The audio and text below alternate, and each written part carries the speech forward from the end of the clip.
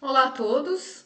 Então, voltando aqui com as nossas aulas de legislação ambiental para aquicultura e para pesca, hoje nós vamos falar um pouquinho mais específico na área da pesca. Nós vamos tratar um pouquinho do ordenamento pesqueiro. O que é o ordenamento pesqueiro e também aquícola? Refere-se ao conjunto de normas e de ações que permitem administrar a atividade pesqueira. Então, lembrando que aqui a gente está dando sequência às aulas da Lei da Pesca, a Lei 11.959 de 2009, que traz como atribuição que o Estado precisa administrar essa atividade pesqueira, que inclui todo aquele conjunto de ação, que não é só a pesca e a extração, mas também as atividades aquícolas, a cadeia produtiva, etc. Tá? Então, por isso que está ali o juiz, né, para a gente lembrar que o ordenamento são as regras, como isso vai funcionar.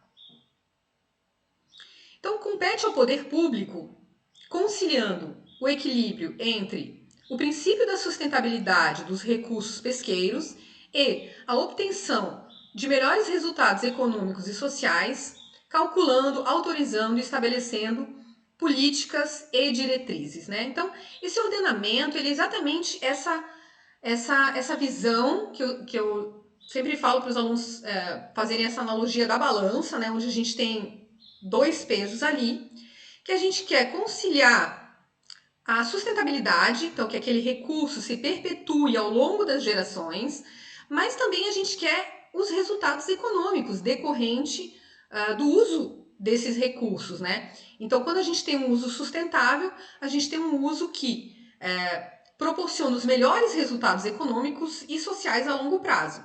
Tá? Então, por isso que é uma prerrogativa do poder público ou do Estado fazer essa regulação, esse ordenamento, porque é ele que pode avaliar, calcular, fazer as autorizações, tá? Para poder manter esse equilíbrio entre aquilo que eu preciso conservar e aquilo que eu preciso, o quanto que eu posso usar esse recurso sem levar ele ao colapso. Então a gente vê também que a importância desses três pilares, né, o econômico, o ambiental e o social, para poder ter uma atividade sustentável. E aqui eu trouxe essa figurinha sobre o ciclo da gestão pesqueira. Opa, tem uma arrumadinha aqui. Então, o ciclo da gestão pesqueira. Qual é o ciclo virtuoso quando a gente pensa na gestão? Isso aqui é uma figura que eu peguei de um trabalho de gestão que poderia servir para basicamente qualquer procedimento, mas eu vou dar um exemplo dentro da gestão pesqueira. Então, normalmente a gestão ela começa com um problema ou demanda da sociedade. Então, eu vou dar um exemplo bem polêmico da pesca da tainha. Então, existe uma preocupação que a pesca da tainha ela é realizada tanto no ambiente onde a tainha vive, quanto no período de reprodução.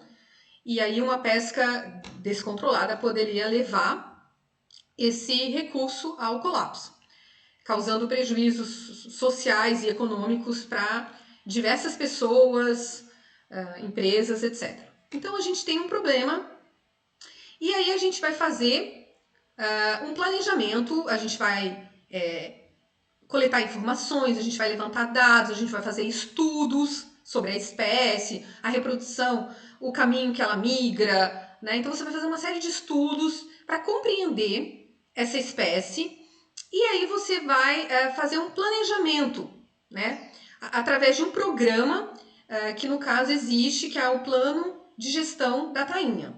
Então nesse plano vai estar ali escrito uma série de dados, né? O que tem de mais relevante, importante para essa espécie. E aí vai ser criado um planejamento através de um programa de gestão. E esse programa vai, por exemplo, limitar o número de pessoas que podem acessar esse recurso, por exemplo, número de barcos industriais, artesanais, pescadores de praia, quem pode acessar, quem não pode. Tá? Então aí vai ser criado qual é o tamanho mínimo que a espécie pode ser capturada, enfim. Você pode criar uma série de instrumentos, depois a gente vai falar um pouquinho mais sobre esses instrumentos. Normalmente é mais que um instrumento, existe dentro da ciência pesqueira uma necessidade, né, de trabalhar com redundância, ou seja, você usa mais que um instrumento para poder garantir a sustentabilidade de um recurso. E você faz esse planejamento e aí você coloca esse programa em execução. Então, alertando os atores, lembrando quem são os atores, né? São os pescadores, são as pessoas que trabalham com essa espécie, que dependem, né? Além desses atores, os órgãos de fiscalização, os órgãos de fomento, por exemplo. No caso de Santa Catarina, a gente tem a EPAGRE, por exemplo, que é o órgão de extensão, que pode ajudar a divulgar esse programa. Tá? E aí você divulga esse programa e coloca ele em execução. E aí, ao longo da execução desse programa, por exemplo, ao longo dessa safra, do período da pesca da tainha, se faz um monitoramento para ver se quanta tainha foi pescada, se as pessoas seguiram a norma, se houve pesca ilegal ou não, como é que isso funcionou. E através do monitoramento você tem dados, né, para fazer uma avaliação de como que isso está funcionando ou não. E aí você pode fazer uma revisão desse programa. Então, olha, não funcionou bem nessa parte. Olha, a fiscalização foi muito difícil, principalmente pensando em pescarias de maior porte, de pequeno porte, tá? Você pode fazer uma revisão e analisar. Bom, esse problema foi sanado? Não. Então, a gente vai ter que coletar mais dados, fazer outras pesquisas, reformular esse planejamento, tá? Executar uma nova ação e assim por diante. Então, ele é um ciclo que vai se repetindo enquanto ele for necessário para você poder garantir os melhores resultados ambientais e econômicos. Porém, o que acontece muito, né, que a gente observa no Brasil, é que a gente tem dificuldade em implantar esse ciclo virtuoso aí, né? A gente vai para um ciclo vicioso, né? Onde a gente tem um problema, muitas vezes a gente não tem dados, muitas vezes não tem apoio para que haja as pesquisas necessárias. Muitas vezes as pessoas, os usuários desse recurso, não entendem a necessidade desse planejamento e da execução desses programas, então eles acabam... o Brasil é um dos países que tem um grande número de pessoas que simplesmente não aderem às leis ambientais, né, tentam sempre infringir as leis ambientais, e com isso você tem um planejamento muito bem feito, às vezes até no papel, muito bem elaborado e pensado, mas você tem muita dificuldade que as pessoas entendam ele e implementem ele na prática. E aí, quando você pensa em avaliação, monitoramento e avaliação, novamente a gente muitas vezes tem problema aí nessa ponta, onde a gente não tem recursos suficientes para pesquisa, para grupos de pesquisas, para que haja esse monitoramento efetivo, se as políticas estão sendo cumpridas, e para avaliar se esses recursos realmente, se esses programas estão dando certo, se esses recursos estão sendo conservados, né, preservados para a sociedade.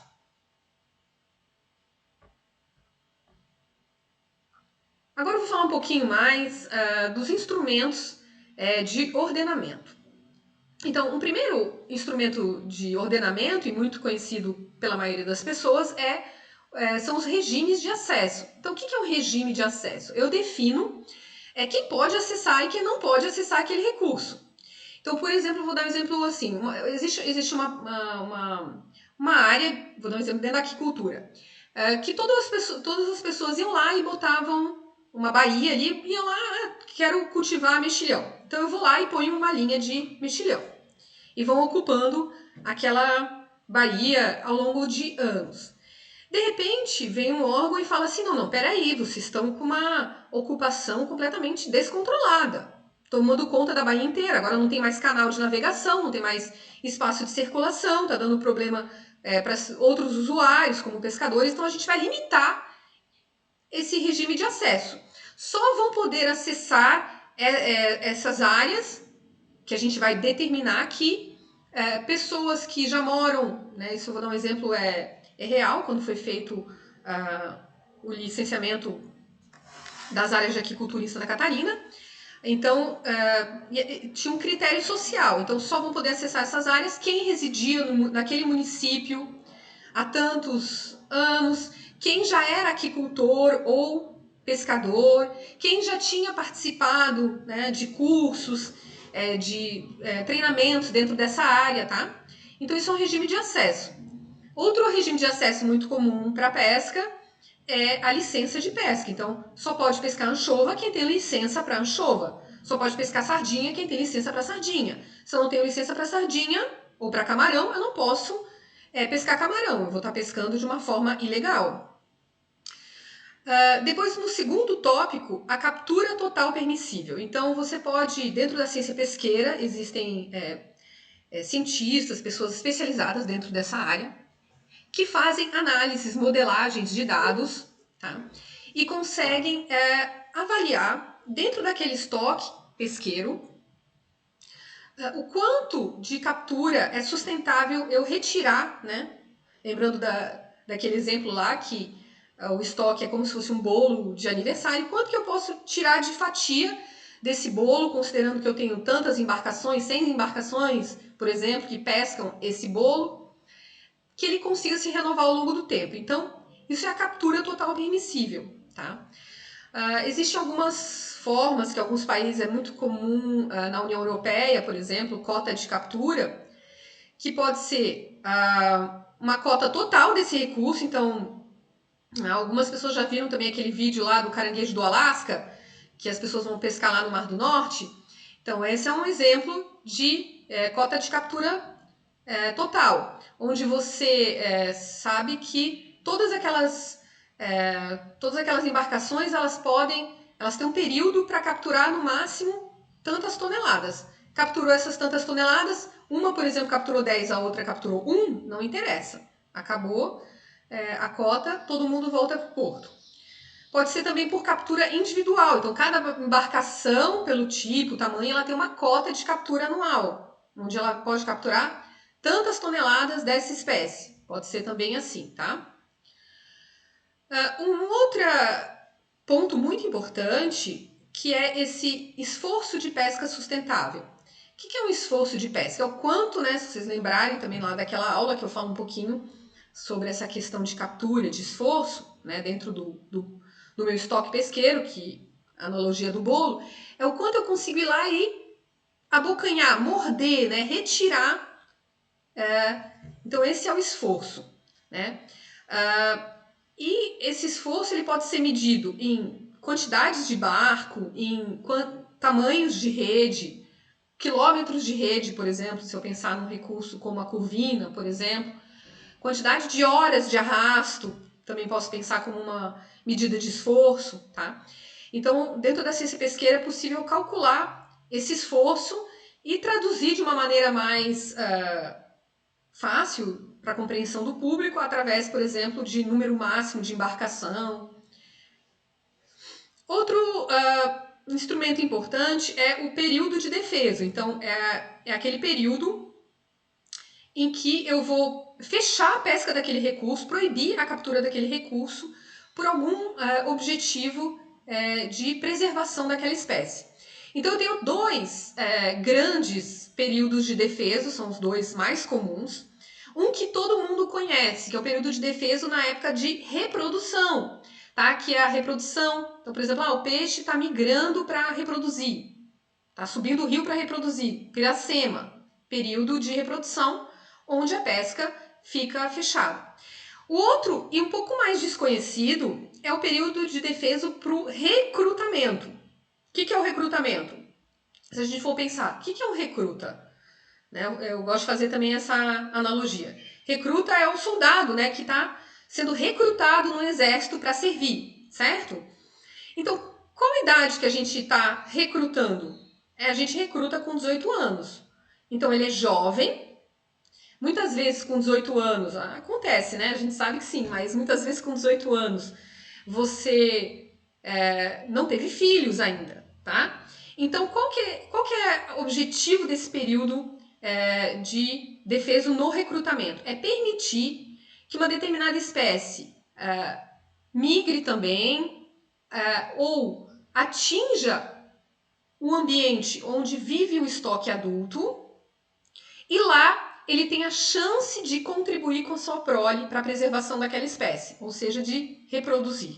Então, um exemplo bem interessante é do camarão rosa, por exemplo. O período de defesa do camarão rosa ele é um período de defesa de recrutamento, onde esses juvenis estão saindo das lagoas e enseadas e lentamente ao longo de um período de meses eles vão migrando em direção ao alto mar, 50 metros, 60 metros, 70 metros, tá? De profundidade, e lá eles vão ter a chance de contribuir com a sua prole para a preservação da espécie. Se eu mato esse animal tanto antes dele desovar ou antes dele poder se reproduzir pela primeira vez na vida dele, contribuindo com sua prole, eu estou matando as futuras gerações. E aí, assim, eu tenho dificuldade em preservar esses estoques. Por isso que esses dois períodos são muito importantes. Um outro conceito aqui no número 5 ali são as temporadas de pesca. Então, ao contrário do defeso que eu fecho, a temporada eu proíbo ao longo de todo o ano e aí eu abro para pesca durante uma temporada. Nos Estados Unidos isso é muito comum, né? Quem lembra aí dos desenhos aí do Pernalonga, né? Do Patolino, eles ficavam, abriu a caça ao coelho. Daí todo mundo tentava caçar o coelho, ele se esquivava e depois fecha a caça ao coelho, abre a caça ao pato. Daí o pato acabava sendo alvejado ali. Então, nos Estados Unidos é muito comum, no Brasil não é tão comum, mas nós temos o exemplo da tainha, onde a gente tem uma temporada de pesca da tainha que abre ali no final do outono e inverno. A gente tem maio, junho, julho, a gente tem a temporada para pesca da tainha, depois encerra e aí você não pesca mais tainha na região marinha, costeira. Outro instrumento muito importante é o tamanho de captura. Então, se eu determino um tamanho de captura, eu avalio com base em quê? Com base em um animal que já contribuiu também com a sua reprodução. Então, eu sei que se ele tem, por exemplo, 10 centímetros, é um peixe jovem que ainda não se reproduziu. Então, eu estou matando ele e, consequentemente, matando os futura geração que ele poderia gerar. Então, por isso existe também o tamanho de captura, muito conhecida pelo pessoal que gosta da pesca amadora, faz campeonato de pesca de praia também. Depois eu tenho as áreas interditadas ou áreas de reserva, que são áreas ou de reprodução de uma determinada espécie, ou de vivência de uma determinada espécie, ou de uma espécie protegida. Então eu determino que aquela região não pode haver pesca de nenhum tipo, ou de apenas um determinado tipo, tá? São as áreas interditadas. Vamos ver o que tem mais. O ordenamento também pode ser feito com base nas artes, nos aparelhos, nos métodos e nos sistemas de pesca e de cultivo. Então eu posso determinar que em determinado sistema eu não vou poder, por exemplo, botar um sistema de cultivo.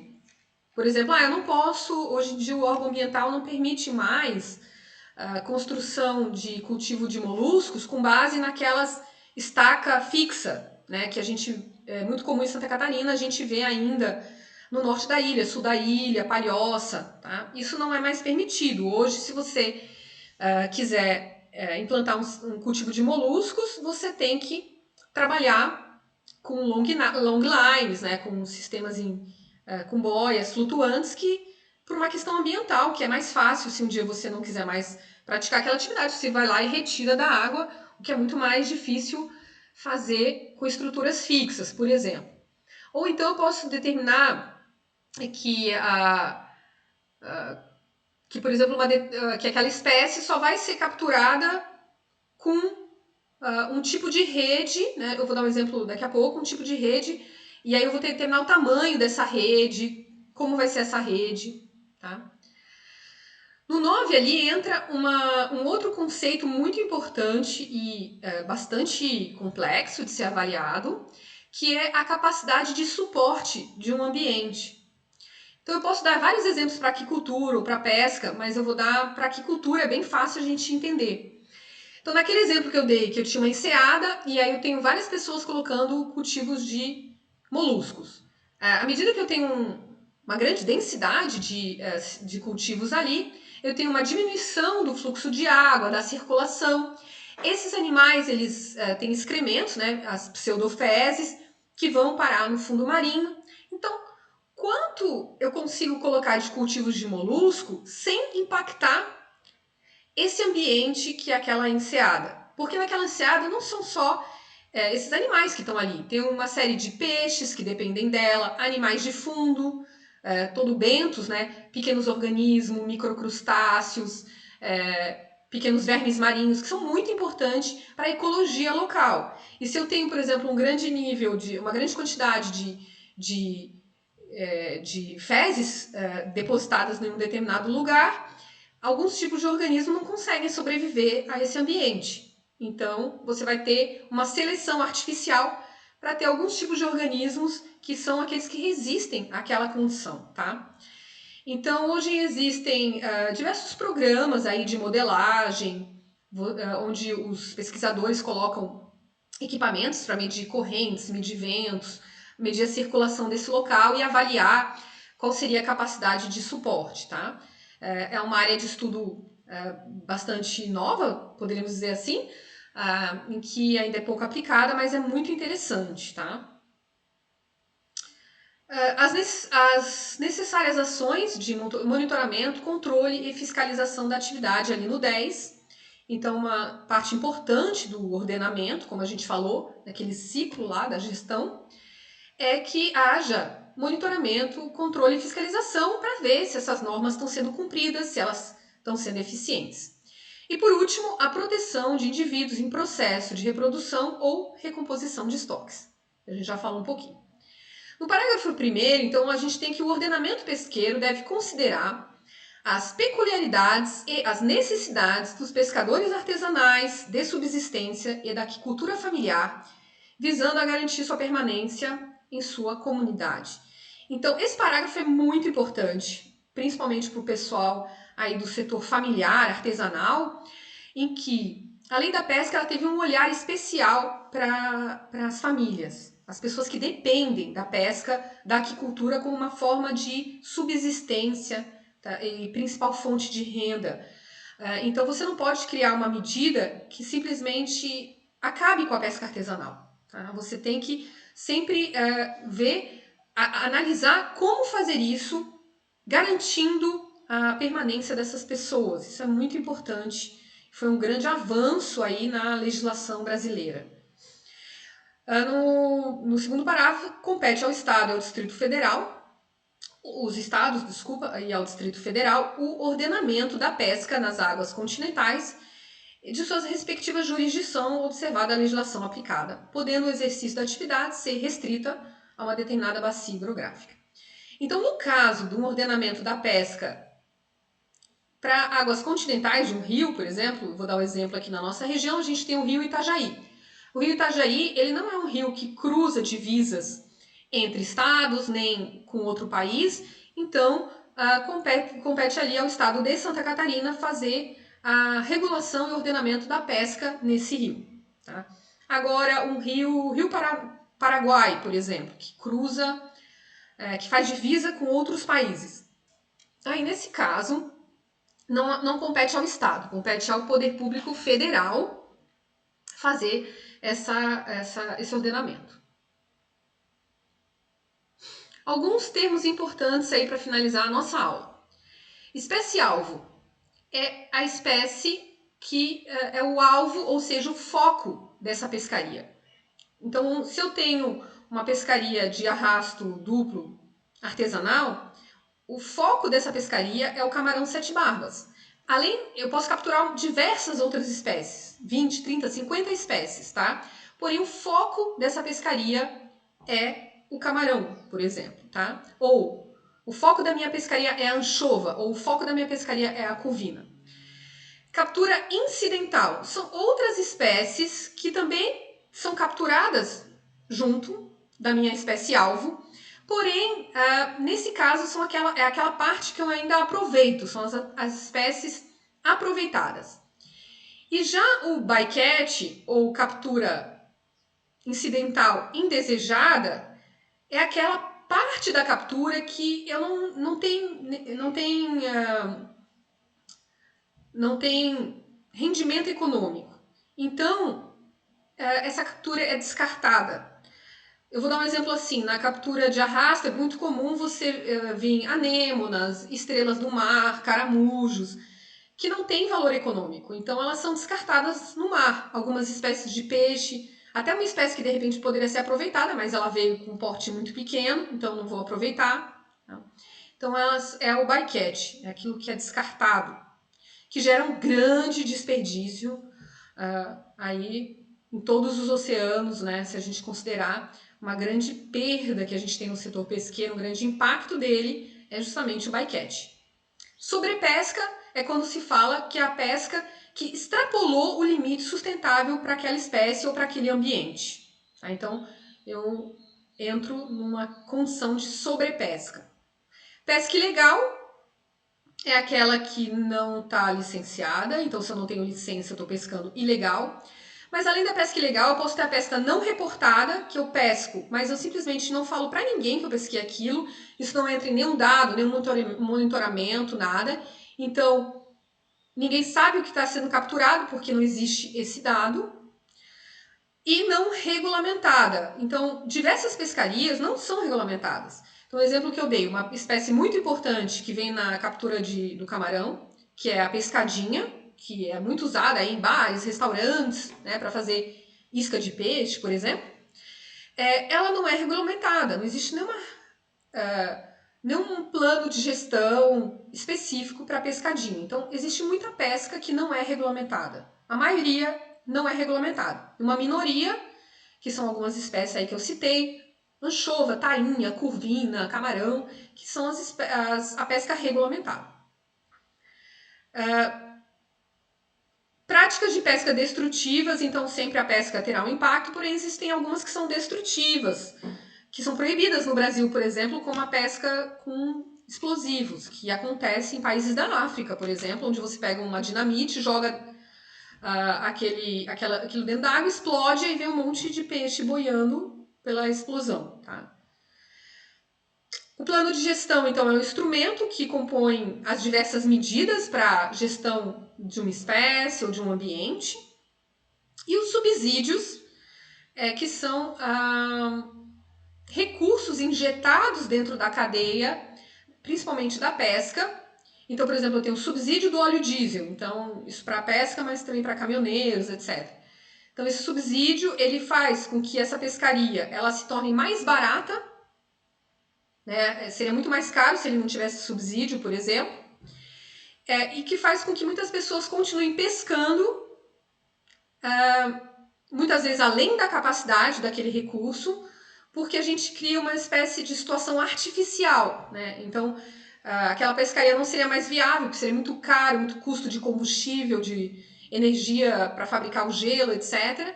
Mas o governo entra com uma série de subsídios para essa indústria, incentivo fiscal, abatimento de imposto, subsídio do óleo, subsídio da luz elétrica, por exemplo, rural, e isso torna o custo mais barato, e aí eu continuo pescando além da capacidade que aquele recurso pode. Então é um grande problema que a gente tem também, não só no Brasil, mas no mundo. Então, para finalizar, eu vou dar um exemplo aqui dentre essas diversas modalidades pesqueiras aí que a gente tem em Santa Catarina, né? A gente tem cerca de 24 modalidades de pesca artesanal, né? Porém, de acordo com o INI aí, de número 10 de 2011, essas 24 modalidades não estão contempladas. Inclusive, essa norma aí está passando por debate, por revisão. Então, eu só tenho emalhe costeiro, de superfície, que é voltado mais para anchova, tainha, sororoca. O emalhe costeiro de fundo, que é mais voltado para curvina, brote, pescadas. Linguados, por exemplo, são capturados no fundo. O arrasto de fundo, que no caso dos camarões, para pesca artesanal, né? A pesca industrial usa também para captura de peixes. Covos, que é armadilhas. Espinhel, que é anzóis. Potes, que é para polvo. E o cerco, que são as traineiras. Então a gente vê que diversas pescarias, por exemplo, o cerco de bate-bate, cerco fixo, a gente tem diversas modalidades pesqueiras que não estão incluídas aqui nessa normativa. E um exemplo de uma normativa que eu vou dar para vocês entenderem na prática um pouco alguns desses instrumentos é essa IN 12, que foi uma normativa bastante problemática para as comunidades pesqueiras artesanais, que fala sobre os critérios e padrões para o ordenamento da pesca com emprego de redes nas águas de jurisdição brasileira do Sudeste e Sul. Então vocês veem que é uma norma que foi criada para o Sudeste e Sul, em que ela coloca uma série de condições. Então, por exemplo, a altura máxima dessa rede deve ter 4 metros, apenas usar nylon, não pode ser outros tipos de materiais, apenas nylon, monofilamento, que é aquela linha que a gente costuma usar como linha de pesca, né, aquele nylon. O tamanho das malhas, da malha, né, então o tamanho da malha, ele vem aqui entre nós, né, de um nó a outro, que é essa abertura que dá na malha, tem que ser entre 70 milímetros e 140 milímetros, ou seja, de 7 a 14 centímetros, né, o tamanho dessa malha, tá? Não pode ter malha maior, não pode ter malha menor. E isso impactou diretamente as comunidades pesqueiras, porque, por exemplo, eles usavam malhão, a malha mais larga, para pesca de linguados, outras espécies que agora estão proibidas. E isso foi proibido por causa da questão da captura de cação na pesca industrial, né? Então não tinha nada a ver com a pesca artesanal, mas sofreu impacto ali da mesma forma, descumprindo uma das normas, um desses regulamentos da lei da pesca, né? Que é uma lei superior a essa, que justamente é aquele parágrafo que a gente falou ali, que o ordenamento ele tem que observar, né? Se essa norma tem que priorizar ali o não impacto sobre essas comunidades pesqueiras artesanais que dependem da pesca, tá? O coeficiente de entralha, então, se você pega um pano esticado, o entralha é o quanto você dobra esse pano, né, porque ele ajuda a embolsar o peixe, emmalhar o peixe. Não pode ser superior a 50%, né, 0,5, ou seja, se eu pego uma dimensão de 1 metro de pano, eu posso entralhar no máximo 50 centímetros, tá? Não posso deixar ele mais curto, tá? É proibido levar panos extras que não estão a rede pronta a bordo, e as redes têm que ter uma identificação, que é o registro, né? Lembrando qual que é o RGP. O RGP da embarcação ou do pescador a cada 1000 metros. Eu tenho que ter um lacrezinho ali, dá para fazer de PVC ou alguma coisa assim, colocando o RGP para saber de quem é aquela rede. Ela coloca ela traz uma área de exclusão, né? Então ela traz 4 áreas de exclusões aqui. Essas áreas de exclusão aqui próximas a Santa Catarina, aqui entre Santa Catarina e Paraná, Rio de Janeiro, né? Que ali tem espécies ameaçadas de extinção, tá?